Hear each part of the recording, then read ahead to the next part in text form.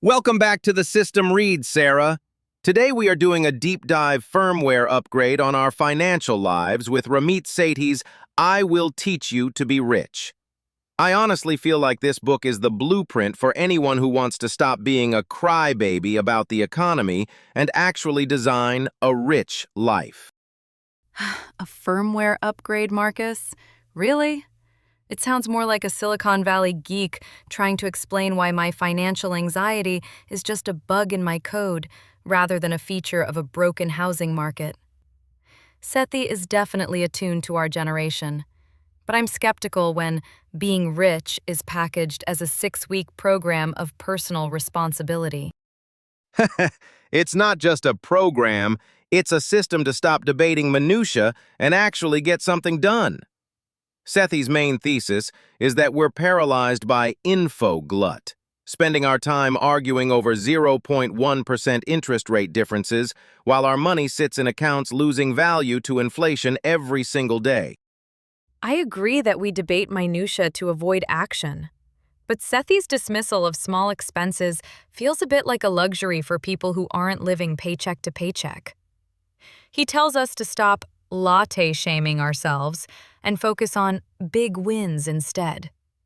But Marcus, if you're the average American with $7,000 in debt, that $5 coffee every morning is $150 a month. That's not minutia. That's a utility bill. But that's exactly the point. People will spend 5 hours trying to save $15 on a flight, but won't spend 5 minutes checking their credit score, which can save them $100,000 over the life of a mortgage. Sethi argues that if you get the big things right, your credit, your accounts, and your investments, the lattes literally don't matter. You can spend extravagantly on what you love if you cut costs mercilessly on the things you don't. Oh, spend extravagantly. That sounds great until you look at his conscious spending plan, which tells you to keep fixed costs between 50 and 60%. In cities like New York or San Francisco, where Sethi's Silicon Valley geek energy comes from, rent alone is 50% of most people's take-home pay. By the time you add groceries, student loans, and insurance, that guilt-free spending bucket he loves is basically empty. That's why he hates traditional budgeting. He calls the word budget the worst in the history of the world because nobody actually follows them. Instead, he wants you to use psychology against yourself. You automate your 4 buckets: fixed costs, investments, savings, and that guilt-free fun money. If you're in a high-cost area, Sethi would say you need to be extraordinary. You need to negotiate a raise or get a higher-paying job instead of just brown-bagging it to death. Negotiating a raise isn't a system you can just switch on, Marcus. He gives these scripts for talking to bosses that assume everyone has the same leverage. He says, nobody cares about you, and you have to demonstrate your value, which is fine, but it ignores structural stagnant wages and the fact that 34% of high earners can't even make ends meet. It's very frat boy to suggest that a 28% raise is just a phone call away if you do your homework. But the homework works! Look at his friend Rachel. She got a 28% raise by researching the management team and bringing proposals to the table before she was even hired. It's about the 85% solution. Getting started is more important than being perfect. Most people go through life as unwashed masses who make excuses for why they aren't rich. Sethi is giving us the unfair advantage. Or he's giving us a system that only works if you already have a surplus. Let's talk about Chapter 5, Save While Sleeping. He wants to link every account so that your paycheck is filtered away into investments and savings before you even see it. It's Zen investing for people with real lives. But Marcus, if you're one of the 70% of Americans carrying a credit card balance, automation can be a disaster. One ghost-like transfer at the wrong time, and you're hit with a $35 overdraft fee that wipes out your interest for the entire year. Which is why he spends so much time on beating the banks. He literally gives you scripts to negotiate those fees away by reminding them that it costs them $100 to $3,500 to acquire you as a customer. The system only works if you set up the infrastructure first. No fee checking, high-interest online savings, and optimized credit cards. He's teaching us to game the companies instead of letting them game us. I appreciate the game the system energy, but the rich life Sethi describes feels increasingly like a series of luxury choices rather than a meaningful existence. He talks about his friends who spend $5,000 a year on shoes or $21,000 on going out guilt-free because they've checked their boxes. Is that really rich? In 1975, the good life meant a happy marriage and a home. By 1999, it became a swimming pool and really nice clothes. Sethi's philosophy feels like it's optimizing us for consumption. Sarah, he explicitly says being rich is about more than money. For him, it's career freedom and helping his parents retire. He encourages starting scholarship funds and donating to Kiva or Donors Choose. The point of the system is to take the manual drudgery out of money management so you can focus on whatever your rich life is, whether that's traveling to Thailand or just not having to worry about the price of gas. Not worrying about the price of gas. Must be nice. Let's look at the big wins again. Housing.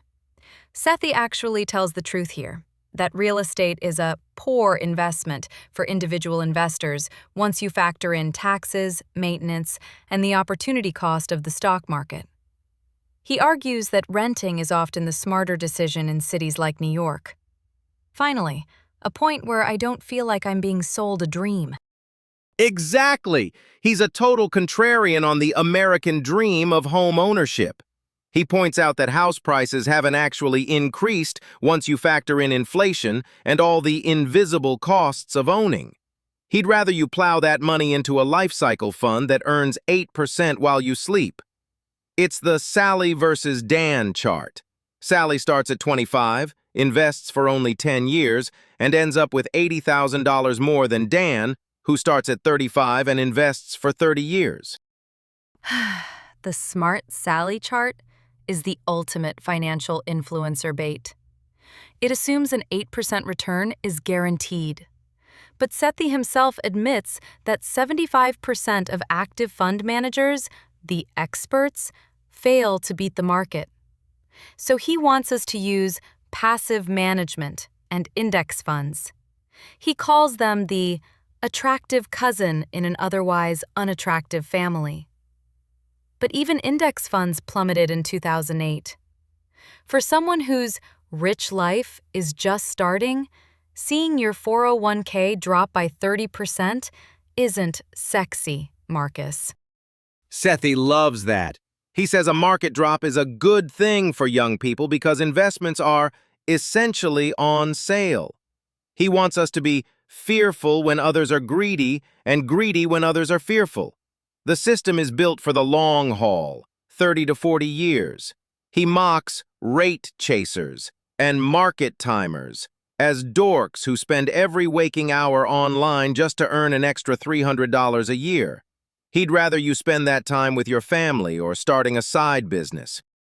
But Marcus, the side business and negotiation talk often ignores the reality of student debt.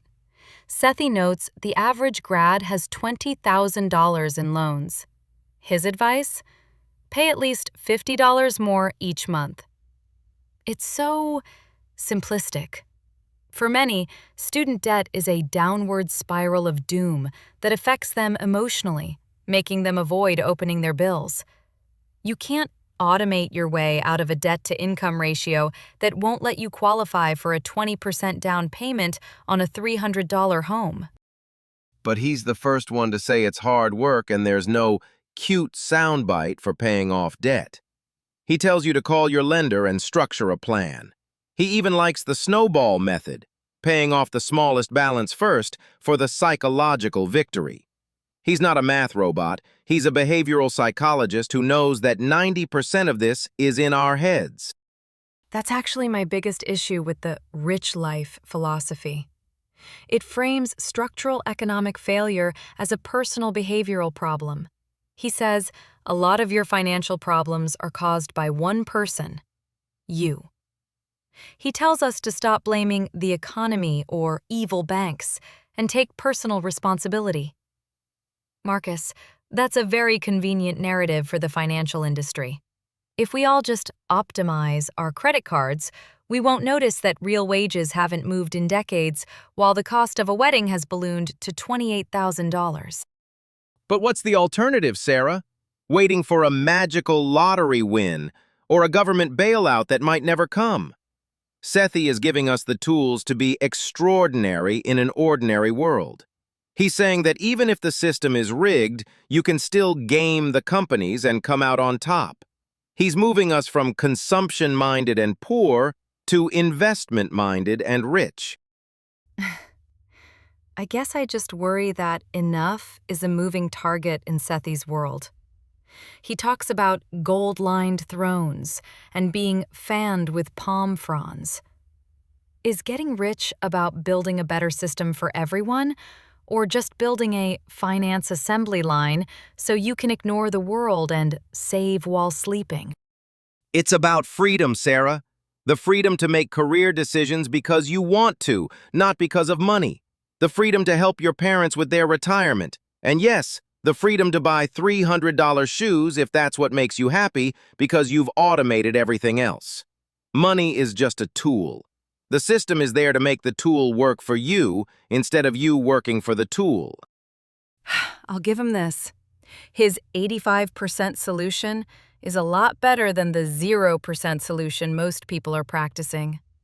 And I do love the a la carte method for cutting subscriptions, canceling Netflix and the gym, and only paying for what you actually use. It forces you to be conscious about your spending in a world designed to keep us unconscious. See? That's the firmware upgrade taking hold. You don't have to be an expert or a certified nutritionist to get your money in shape. You just have to cut through the white noise, set up your automated transfers, and get on with your life. Fine, I'll link my accounts. But I'm still judging your Bentley with two hot twins metaphor, Marcus. Sethi's frat boy energy is definitely contagious. Hey, as long as we're sitting on our gold-lined thrones together, judge away. That's the rich life. We'll see. I'll check my FICO score. Just don't expect me to stop blaming the banks. Wouldn't dream of it. Next week on the system, read Why Your House is Not an Investment. Stay rich, everyone. And conscious. Thank you for listening to this discussion on the System Read podcast. If you enjoyed this episode, please hit the like button and subscribe to ensure you don't miss our upcoming deep dives.